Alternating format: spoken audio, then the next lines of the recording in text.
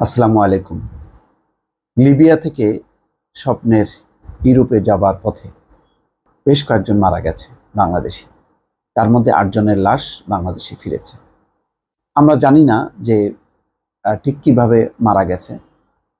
স্বজনরা জানতে পেরেছে, কেননা স্বজনদের রক্ত, স্বজনদের ঘাম ওই লাশের সাথে জড়িয়ে আছে।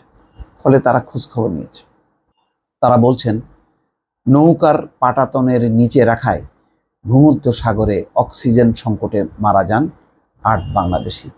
দর্শক, এই শিরোনাম থেকেই বুঝতে পারছেন যে এই যে লিবিয়া থেকে যারা ইতালি যাচ্ছে বা ইতালি হয়ে ইউরোপে ঢুকছে, তাদের কি নির্মম পরিণতি এবং কি পরিমাণ যন্ত্রণা ভোগ করে তারা যান।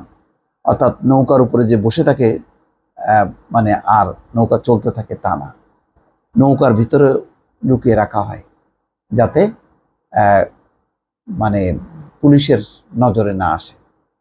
সেখানে প্রতিমধ্যে অক্সিজেন সংকট হতে পারে, আরও নানান রকম দুর্ঘটনা ঘটতে পারে। যেমন অগ্নিকাণ্ড ঘটেছিল, সেই অগ্নিকাণ্ডেও মারা গেছে।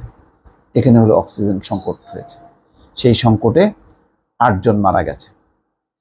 দর্শক, তাদের লাশ আজকে এসছে। খবরে বলা হচ্ছে লিবিয়া থেকে ইতালি যাওয়ার পথে ভূমধ্য সাগরে মারা যাওয়া ৮ বাংলাদেশির লাশ দেশে পৌঁছেছে।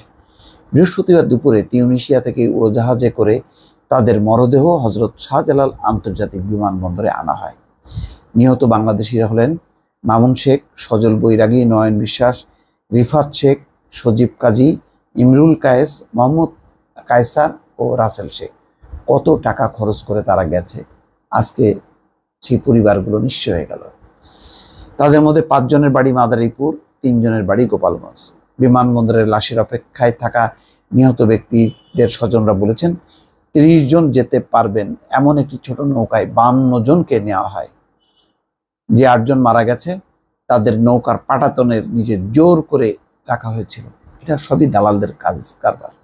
তারা অক্সিজেন সংকটের কারণে পাটাতন থেকে বের হয়ে আসার চেষ্টা করেন, কিন্তু দালালেরা তাদের মারধর করে আবার সেখানে পাঠান। এইভাবে নির্যাতন ও অক্সিজেন সংকটের কারণেই তারা মারা গেছেন।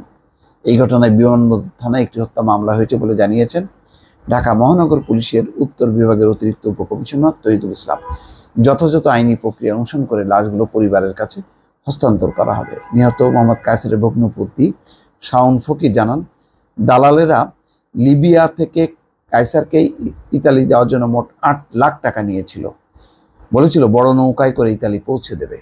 তিনি বলেন, বেশি লোক হওয়ার কারণে কায়সার সহ ৮ জনকে নৌকার পাটাতনের নিচে রাখা হয়। শাওন ফকির আরও বলেন, কায়সারের ছোট 2টি মেয়ে আছে।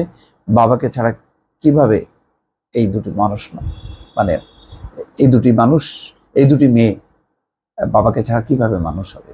এই প্রশ্ন এই 8টি পরিবারে, এবং শুধু 8টি পরিবার না, আরও কত পরিবার যে এইভাবে ধ্বংস হয়ে গেছে, কত মানুষ যে ভূমধ্য সাগরে ডুবে গেছে, তার কোনো ইয়াত্তা নেই। দর্শক, এটি হচ্ছে নির্মম বাস্তবতা।